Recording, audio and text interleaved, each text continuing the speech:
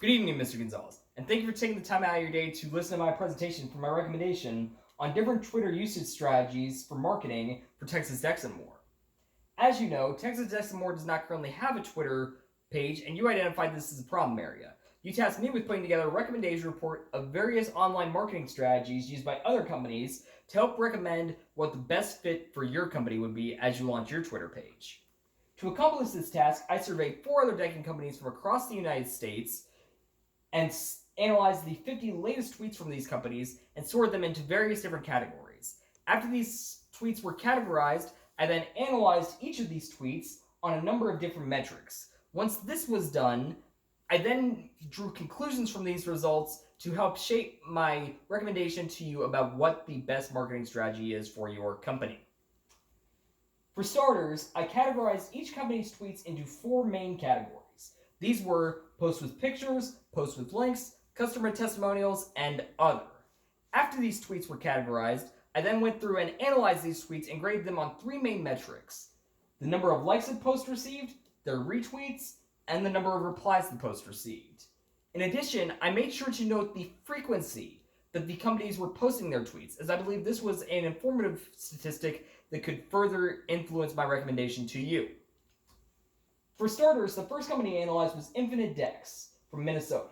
And the most important takeaway from this company is that they had the most amount of Twitter followers of any of the companies analyzed, but they had the least amount of user engagement. This mainly comes down to the fact that they were using Twitter as more of a support structure for their marketing, rather than their main online marketing tool, Instagram.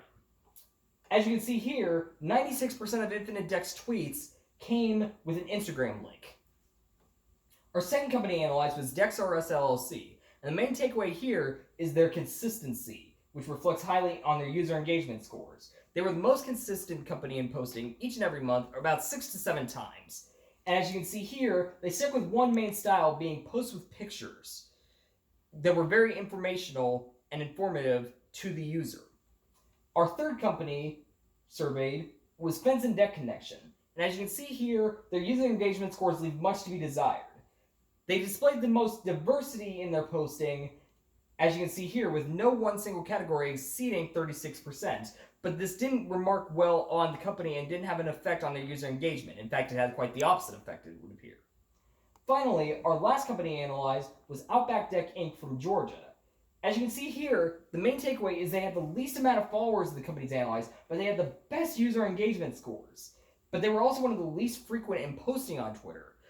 Very characteristic of Fence and Deck Connection. So what was the big difference?